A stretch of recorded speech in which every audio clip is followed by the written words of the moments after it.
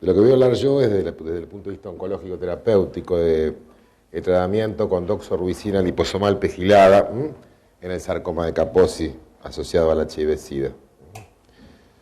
Bueno, muy lento.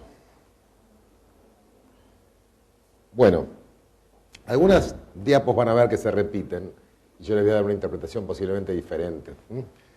Desde los comienzos de la pandemia del VIH, fue evidente que el aspecto clínico de esta enfermedad incluía un marcado incremento en la incidencia de cientos tumores malignos.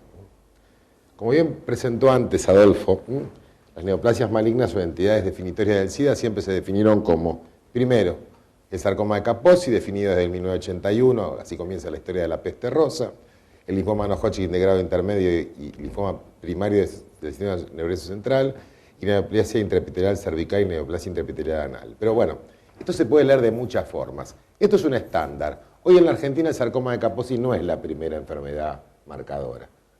Hoy la primera enfermedad marcadora es definitivamente el linfoma no-Hodgkin de tipo intermedio y agresivo. ¿Qué lectura hay que darle a esto? Recién decía Pedro la diferencia entre los diferentes sistemas de salud. Cuando comienza la epidemia, los oncólogos veíamos y tratábamos también los linfomas. A los hematólogos tardaron un poco en incluirse en el tratamiento. Con el tiempo se incluyeron. En realidad se empiezan a incluir en el tratamiento a partir del año 96, desde el momento que se define los inhibidores de proteasa. Y se empieza a hablar del HART. Hoy en día, dos hospitales referenciales como el Hospital Fernández y el Hospital Muñiz, que son 75 y 76 cuadras de diferencia, tienen dos poblaciones totalmente diferentes desde el punto de vista oncológico. El Hospital Muñiz tiene definitivamente muy poco sarcoma de Kaposi y muchos pacientes con linfoma. ¿Por qué? En general, si uno ve socialmente quiénes son esos pacientes, son pacientes que en la rutina se les llama homeless, pacientes adictos a drogas intravenosas, pacientes que no tienen una información de lo que es una enfermedad y la prevención, y en general son pacientes que no tienen domicilio fijo, son casos sociales y desnutridos. Respecto a la neoplasia intraepitelial cervical y neoplasia intraepitelial anal, hay cuestionamientos en la literatura, todavía en los libros clásicos se habla de neoplasia intraepitelial cervical. Sin embargo, ¿por qué se definió también neoplasia intraepitelial anal? Por algo muy sencillo, porque como HPV y en el año 96, 97, en el segundo congreso de cáncer asociado al SIDA, que había 350 personas en Bethesda, en Maryland, decidimos un grupo de oncólogos que si se compartía el mismo tipo histológico y se compartía el mismo HPV, se hablaba de la misma neoplasia. Hablamos del sarcoma de Kaposi, entonces es un tumor multicéntrico, muy vascularizado, ya lo explicó antes Adolfo, es estadísticamente, hasta hace pocos años, la neoplasia más frecuente. Hoy estamos viendo que no es así. La incidencia es de 50.000 y 100.000 veces mayor en pacientes con infección por VIH que respecto a la población inmunocompetente. Es factible que un oncólogo de mi edad, ya un hombre grande, vea pacientes con sarcoma de Kaposi, HIV negativo, 3, 4, 5 en toda su vida, y es una patología indolente que muchas veces ni siquiera requiere tratamiento. En el caso nuestro, bueno, incluye compromiso mucoso, ganglionar, visceral y cutáneo, y es más frecuente en varones, la relación es una mujer por cada 200 varones. El herpes virus humano, o el HHV8 o herpes virus asociado al sarcoma de Kaposi, es el agente más importante en la génesis y progresión de esta enfermedad. Bueno, ¿qué teníamos cuando empezamos a tratar a estos pacientes? Tratamientos sistémicos tradicionales con sus porcentajes de respuesta globales, o sea, parciales y completas. La doxorubicina común o doxorubicina libre mostraba un 10% de respuestas globales. La bleomicina casi un 50%, alcaloides de la vinca 33%, vincristina 30%, etoposio entre el 20 y el 36%, vinorelbine poco más del 40%, se usó mucho el interferón, que terminó siendo muy tóxico, entre 45 y 50% de respuestas globales. La combinación de tres drogas, adriamicina, bleomicina y vincristina, entre el 25 y más del 80%, y últimamente el paclitaxel con respuestas de un 60%. Sin embargo, cuando empiezan a aparecer las formulaciones liposomadas, cambia un poco la historia natural de muchos medicamentos, no solamente de la doxorubicina. La doxorubicina común, tiene una vida media de 4 horas. La doxorubicina pegilada, y que vamos a comentar brevemente de qué se trata, tiene una vida media de 8 horas más. Acá tenemos la molécula de doxorubicina, está embebida en una capa de lípidos, fosfolípidos más colesterol, y la pegilación alrededor. Entonces, ¿qué son los liposomas? Son pequeñas vesículas o esferas cuya membrana está formada por lípidos y colesterol. La preparación o formulación liposomal se usa para administrar medicamentos a pacientes con cáncer o VIH cuyas drogas en sí son muy agresivas para el organismo. Estas partículas de la droga se encapsulan en una membrana lipídica y se forma una molécula liposomal. Una vez en la sangre, la membrana comienza a disolverse de manera lenta, paulatina. La droga se libera en forma progresiva, ataca selectivamente las células enfermas, pero eso reduce su toxicidad. De esta manera, el tratamiento es más efectivo al ser el medicamento más tolerado por el paciente. ¿Qué otros beneficios, qué utilidades tiene? Para transportar fármacos y radiofármacos en el tratamiento y diagnóstico de muchas enfermedades, no solamente de pacientes infectológicos y oncológicos. ¿Qué son los liposomas? Sirven para transportar fármacos. ¿Por qué? La mayoría de los fármacos que se usan clínicamente se caracterizan por ser poco solubles, rápidamente metabolizados, inestables bajo ciertas condiciones fisiológicas y un alto perfil de toxicidad. Entonces hay que recordar que en general solo el 1% de la dosis del fármaco que se administra en el cuerpo se dirige a la zona o al órgano de interés. Por ejemplo, la doxorubicina convencional o libre, que usamos por ejemplo para cáncer de mama fundamentalmente, en menos del 1% alcanza el tumor. La doxorubicina liposomada, la formulación nueva, es 10 veces más. Por lo tanto, dosis mayores y más prolongadas son necesarias, incrementando la probabilidad de toxicidad.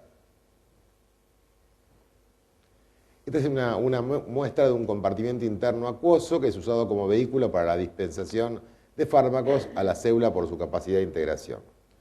Esto se llama biocompatibilidad, que es la versatilidad para encapsulación de fármacos, solubles en agua, hidrofílicos con su espacio acuoso interior, insolubles en agua, obviamente hidrofóbicos en la membrana lipídica.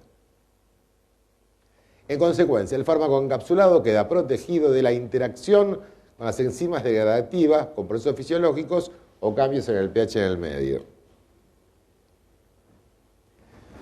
¿Qué ventajas tiene los liposomas en el transporte de fármacos? Tienen constituyentes que tienen bajo grado de toxicidad y las dimensiones son pequeñas, son nanopartículas y le permite evadir a los macrófagos, que optimizan la acumulación en el tejido tumoral.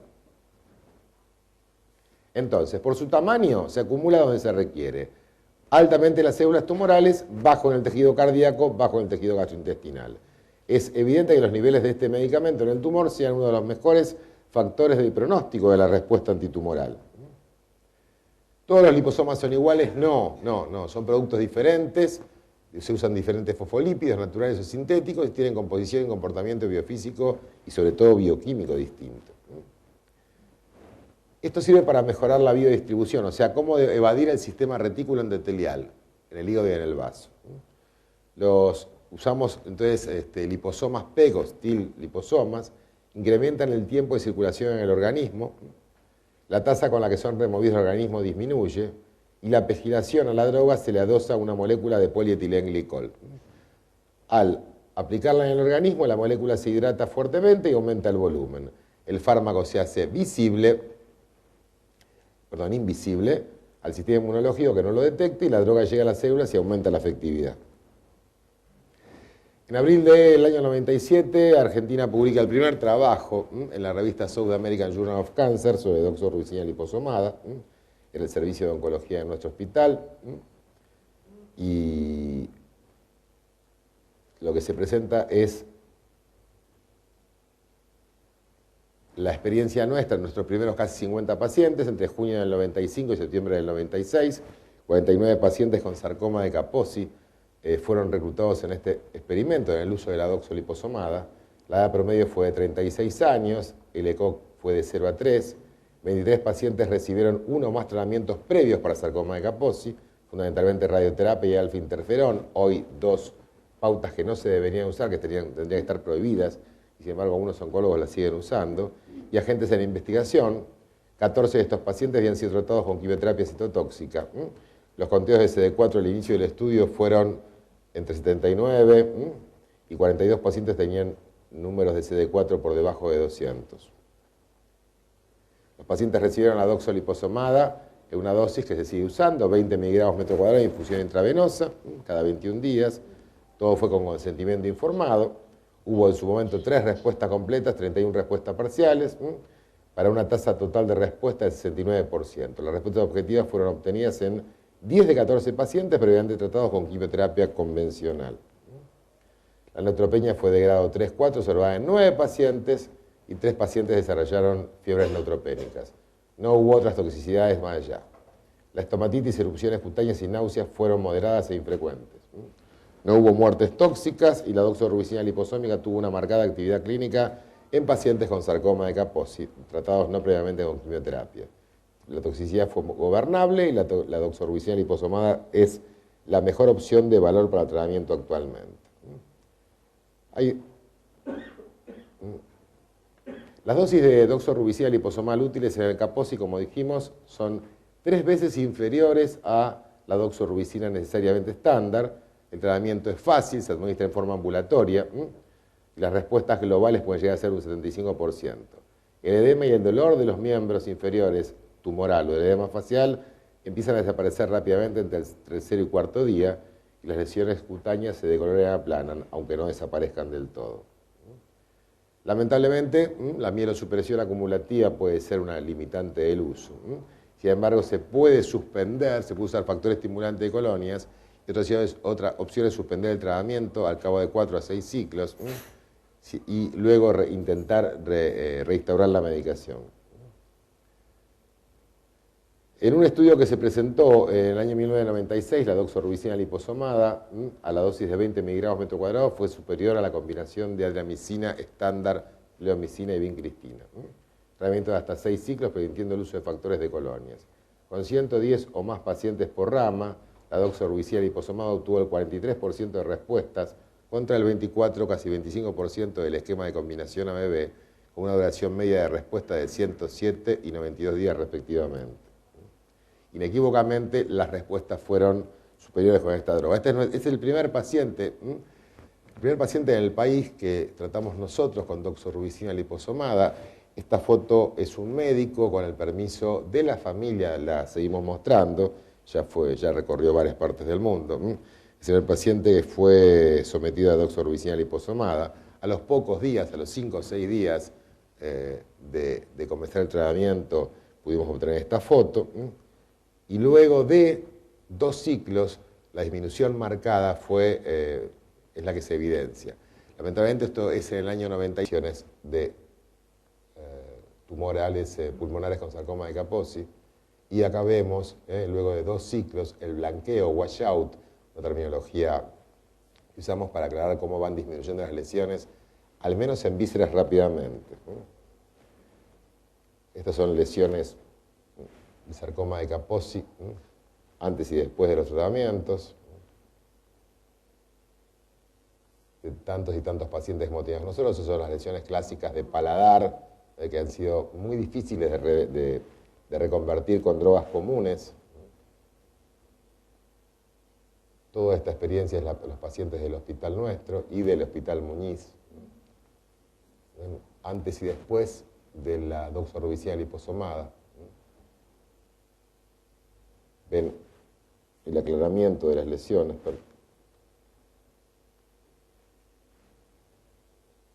Al mes, cómo se van aclarando rápidamente. Estos son los últimos pacientes nuestros del servicio.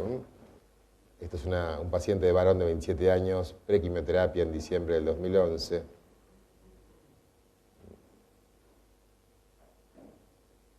Y es el mismo paciente, se puede dar cuenta evidentemente la diferencia en la calidad de la respuesta que ha tenido luego de un tercer ciclo, posterior a 3 ciclos y posterior a 6 ciclos. Este es un paciente que tiene esta tomografía computada de tórax con sarcoma de Kaposi demostrado por biopsia, prequimioterapia en abril del año pasado. Y ustedes pueden ver la limpieza, cómo mejora la respuesta y cómo desaparecen lesiones tumorales posteriores a 3 ciclos de quimioterapia. Y esto es posterior a 8 ciclos de quimioterapia del mismo paciente con el mismo esquema. Un trabajo excelente que hizo nuestra residencia de oncología clínica. Entonces, como conclusión, primera elección, doxorubicina liposomada o doxorubicina liposomada pegilada, muy escasa toxicidad sumada al HART y una respuesta tumoral completa que ronda el 76%. Segunda elección, paclitaxel, importante citotóxico en cáncer de mama, pulmón y ovarios, utilizada a bajas dosis, y hay respuesta comparable a la doxorubicina liposomada pegilada, pero con mayor toxicidad hematológica y neurológica. O sea, esto es de segunda elección, es segunda línea cuando no ha habido respuesta o no se puede conseguir doxorubicina liposomada. Hasta julio del 2011 fueron evaluados por nosotros 706 pacientes con sarcoma de Kaposi epidémico, de los cuales 650 pudieron ser tratados con doxoliposomada por 12 ciclos y se han conseguido respuestas completas y duraderas por más de 36 meses en 473 pacientes. Creo que es una cifra muy interesante. No existe en Sudamérica, al menos una denuncia a este nivel. Nos hemos comparado con Porto Alegre y con San Pablo. Ellos no tienen estos números, pueden llegar a tener hasta más pacientes que nosotros, pero no tienen este seguimiento que han hecho. Así que, digamos, podemos considerarnos muy afortunados de poder tener esta experiencia. Esta es la primera parte de la charla. Gracias.